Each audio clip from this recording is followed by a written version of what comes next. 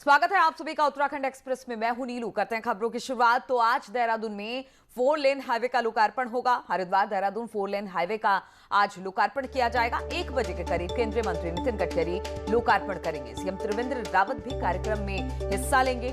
37 kilometre लंबा है highway.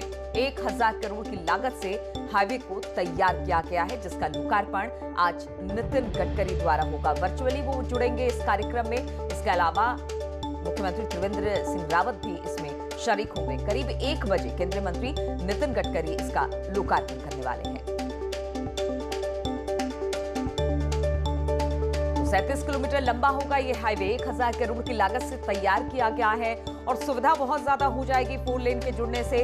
Haridwar से सीधे देहरादून यानी समय की भी बचत होगी और साथ ही साथ एक बेहतरीन हाईवे का लुत्फ भी उठा सकेंगे लोग। तो 4 लेन हाईवे का लोकार्पण होगा। 1 बजे केंद्रीय मंत्री नितिन गडकरी करेंगे लोकार्पण। सीएम त्रिवेंद्र रावत भी कार्यक्रम में हिस्सा लेंगे।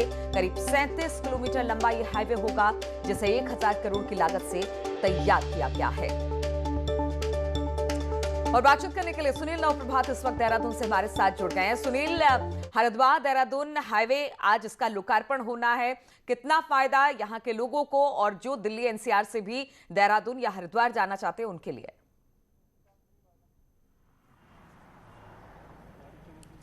देखिए नीलू, इसके बहुत अधिक फायदे हैं। 39 किलोमीटर इसकी लेंथ थी हरिद्वार और देहरादून के बीच। ये 2 लेन हाईवे था पहले, इसको 4 लेन हाईवे में कन्वर्ट किया गया है। इसकी डिस्टेंस अब 37 किलोमीटर हो गई है, यानी कि 2 किलोमीटर कम हो गई। इसके अलावा सड़कों की जो राइडिंग क्वालिटी है वो बेहतरीन हो गई है। अब आप चाहे दिल्ली से आएँ, चाहे हरिद्वार या देहरादून से आना जाना हो, आप जॉली ग्रांट एयरपोर्ट की कनेक्टिविटी भी इससे बहुत ईजी गोइंग हो गई है। और ये जो हाईवे था नीलू, ये करीब 1 दशक बाद बनकर तैयार हुआ है। 4 लेन हाईवे कन्वर्ट हुआ है। पहले इसकी जो डेट ऑफ कंप्लीशन थी वो 2013 में थी, लेकिन तब कई कारणों के चलते अपने निश्चित समय पर नहीं बन पाया। उसके बाद 2016 इसकी डेट हुई, फिर 2017 हुई। तो बाद में इसमें एक कंपनी को भी ब्लैक लिस्टेड किया गया, लेकिन 2019 के बाद इसके काम ने रफ्तार पकड़ी और आज उसी का नतीजा है कि बेहद कम समय में ये 4 लेन हाईवे बनकर तैयार हो गया है। इस पर 9 बड़े निर्माण भी हैं। 3 जगह इस पर एलिफेंट कॉरिडोर हैं। लाल पानी, लाल तप्पड़ और मोतीचूर में 3 एलिफेंट कॉरिडोर बनाए गए हैं, क्योंकि इससे लगा हुआ राजा जी टाइगर रिजर्व का हिस्सा है। और अभी तक एक बड़ी दिक्कत ये होती थी कि कई जानवर हाईवे पर आ जाते थे या फिर वो पार्क के एक हिस्से से दूसरे हिस्से में नहीं जाते थे, तो ये लंबे समय से एक समस्या बनी हुई थी।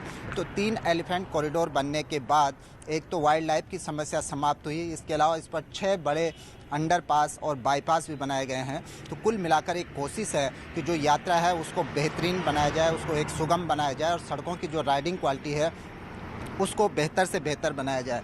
इसके साथ साथ नीलू, 3 और भी बड़े शिलान्यास आज होने वाले हैं, जिसमें कोटद्वार से और पौड़ी के बीच जो हाईवे है उस पर करीब 37 किलोमीटर सुदृढ़ीकरण का काम का भी आज नितिन गडकरी शिलान्यास करेंगे। इसके अलावा अल्मोड़ा में NH 309 भी है, उस पर भी 37 किलोमीटर के आसपास सुदृढ़ीकरण का काम का आज शिलान्यास होना है। रुद्रप्रयाग में 200 मीटर लंबी 2 किलोमीटर लंबी एक टनल बननी है, उसका भी आज शिलान्यास होना है। तो बेहद महत्वपूर्ण आज का दिन रहने वाला है। नितिन गडकरी इसका वर्चुअली लोकार्पण करेंगे। देहरादून से राज्य सचिवालय से मुख्यमंत्री त्रिवेंद्र सिंह रावत इस कार्यक्रम से कनेक्ट होंगे। इसके अलावा सांसद रमेश पोखरियाल निशंक, सांसद तीरथ सिंह रावत और सांसद अजय टम्टा भी इस कार्यक्रम से कनेक्ट होंगे। बिल्कुल सुनील, आप जिस तरह से बता रहे हैं कि आज बहुत सारी ऐसी परियोजनाएं जिसका लोकार्पण होने वाला है और सबसे ज्यादा नजर तो जो देहरादून और हरिद्वार हाईवे पर रहेगी। लेकिन सबसे बड़ी बात है, इसमें वक्त जरूर लगा है, क्योंकि हम लोग भी अगर यहां से देहरादून की तरफ जाते थे तो डबल लेन होने की वजह से बहुत ज्यादा वक्त लगता था, क्योंकि एक गाड़ी दूसरी गाड़ी को ओवरटेक नहीं कर पाती थी और बहुत लंबा वक्त लगता था। तो वो बहुत अच्छी बात हो गई कि आज इस हाईवे के लोकार्पण के साथ साथ अब लोगों की जो यात्रा है वो सुगम होगी और वक्त बहुत कम लगेगा।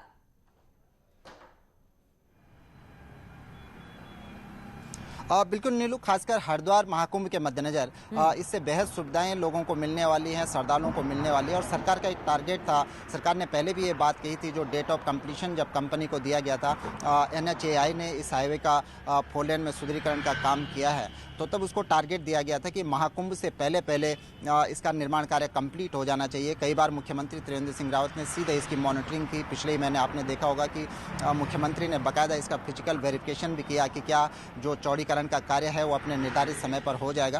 तो आज ये काम कंप्लीट हो चुका है। जिस तरह से हमने बताया कि बेहद महत्वपूर्ण है, सिर्फ सड़कों की राइडिंग क्वालिटी के हिसाब से नहीं, सिर्फ समय की बचत के हिसाब से नहीं, क्योंकि पहले अगर आप देहरादून से आपको हरिद्वार जाना था या हरिद्वार से देहरादून आना था तो आपको कम से कम 1.5 से 2 घंटे लगते थे और जाम से लोगों को जूझना पड़ता था। लेकिन अब समय भी कम होगा, करीब 1 घंटे में आप सीधे देहरादून से हरिद्वार या हरिद्वार से देहरादून पहुंच सकते हैं। जौलीग्रांट एयरपोर्ट आपको जाना है तो उस पर आपको आसानी से पहुंच सकते हैं। तो तमाम जो सुविधाएं हैं, कहा जा सकता है कि महाकुंभ के मद्देनजर ये बहुत महत्वपूर्ण है कि आज 4 लेन जो हाईवे है उसका लोकार्पण होने वाला है। और इसके अलावा जो आम लोग जो रोज बरोज यहाँ से चलते थे उनके लिए भी बड़ी सुविधाजनक हो जाएगी तमाम चीजें। बहुत बहुत शुक्रिया आपका हमारे साथ जुड़ने के लिए। और आज से जन शताब्दी की शुरुआत हो रही है। टनकपुर दिल्ली के बीच चलेगी ट्रेन। रेल मंत्री पीयूष गोयल दिखाएंगे हरी झंडी, वर्चुअली दिखाएंगे हरी झंडी। टनकपुर में मौजूद रहेंगे राज्यसभा सांसद अनिल बलूनी, सांसद अजय भट्ट, अजय टमटा भी यहाँ पर मौजूद रहेंगे। तो आज से जन शताब्दी की शुरुआत हो रही है। टनकपुर में मौजूद रहेंगे सांसद अनिल बलूनी, इसके अलावा अजय टमटा, अजय भट्ट ये भी यहाँ पर मौजूद रहने वाले हैं।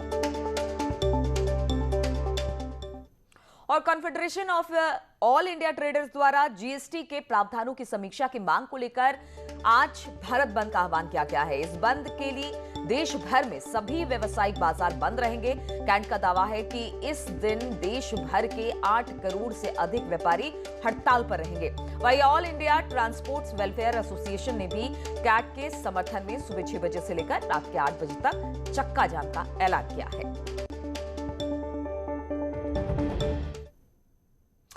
और त्रिवेंद्र कैबिनेट की बैठक में कुल 7 प्रस्ताव आए हैं। 7 प्रस्ताव पास हो गए। इसमें मुख्यमंत्री घसियारी कल्याण योजना को भी मंजूरी दी गई है। इसके तहत टोटल मिक्स्ड एनिमल राशन को लाभार्थियों के घर तक पहुंचाया जाएगा। पुलिस द्वारा दूरसंचार सेवा नियमावली में प्रमोशन को लेकर संशोधन किया गया, जिसके तहत अब 2 साल की जगह 10 साल के बाद प्रमोशन होगा। साथ ही संस्कृत विद्यालयों में पढ़ा रहे 57 शिक्षकों को बढ़ा हुआ वेतन उसे मंजूरी दी गई है। कैबिनेट ने वन भूमि पर दी गई लीज के वार्षिक लीज रेंट के निर्धारण में बदलाव के प्रस्ताव को भी मंजूरी दी है। और उत्तराखंड राज्य कृषि उपज और पशुधन विपणन प्रोत्साहन एवं सुविधा अधिनियम संशोधन के प्रस्ताव को भी मंजूरी दी गई। इस संशोधन के बाद अब सरकार मंडी अध्यक्ष को नामित कर सकेगी। तो बहुत सारे अहम प्रस्ताव, 7 अहम प्रस्ताव जिस पर सरकार की तरफ से मुहर लगी है। कैबिनेट ने इस पर मुहर लगाई है। मंडी अध्यक्ष नामित कर सकेगी सरकार, क्योंकि इसको लेकर उसके चुनाव के लिए बहुत ज्यादा जद्दोजहद करनी पड़ती थी। अब सरकार इसे नामित करेगी। तो त्रिवेंद्र कैबिनेट ने प्रस्ताव को मंजूरी दी है। 7 ऐसे प्रस्ताव जो कि उत्तराखंड के लिहाज से बेहद अहम। और सीएम त्रिवेंद्र रावत ने सल्ट विधानसभा में करोड़ों की योजनाओं का लोकार्पण किया। सीएम त्रिवेंद्र रावत ने योजनाओं का वर्चुअल लोकार्पण किया, जिसमें 33 करोड़ की योजनाओं का लोकार्पण किया गया। इसमें 3 करोड़ के बजट के शिलान्यास भी शामिल थे। इसके अलावा सीएम त्रिवेंद्र ने सल्ट के लिए 14 घोषणाएं भी की। मुख्यमंत्री ने कहा कि विधायक सुरेंद्र जीना की याद में हर साल एडवेंचर समिट होगा।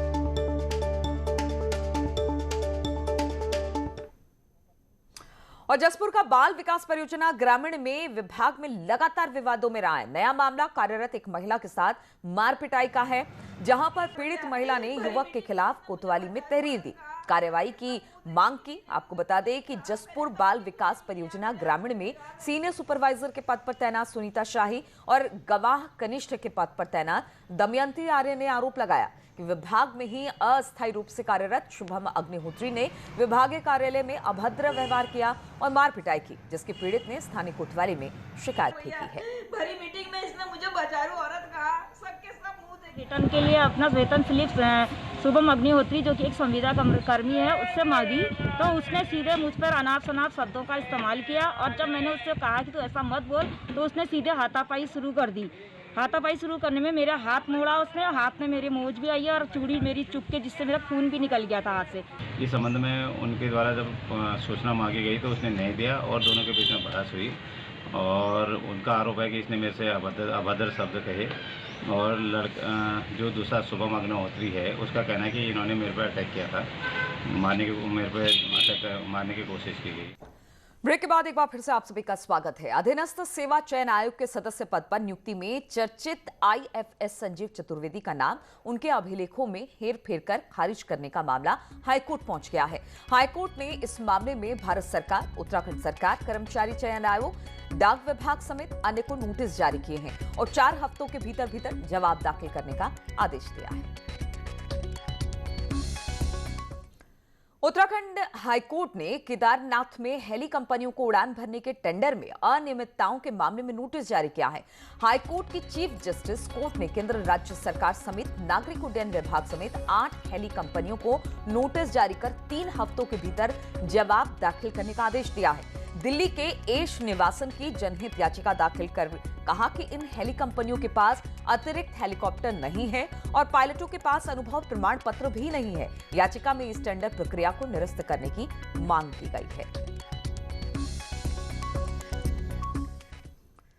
और मुख्यमंत्री त्रिवेंद्र सिंह रावत ने बेरोजगार युवाओं को लेकर बड़ा फैसला लिया है। शिक्षा विभाग में एलटी पदों पर होने वाली भर्ती के लिए अब 8 सब्जेक्ट के कैंडिडेट भी भाग ले पाएंगे। 8 सब्जेक्ट के लिए बीएड की अनिवार्यता खत्म कर दी गई है, जिसका सीधा फायदा हजारों बेरोजगार युवाओं को मिलने जा रहा है। और पहली बार कला में बीएड की अनिवार्यता खत्म की गई है। इसके लिए सीएम की मंजूरी के बाद शिक्षा सचिव ने आदेश भी जारी कर दिया।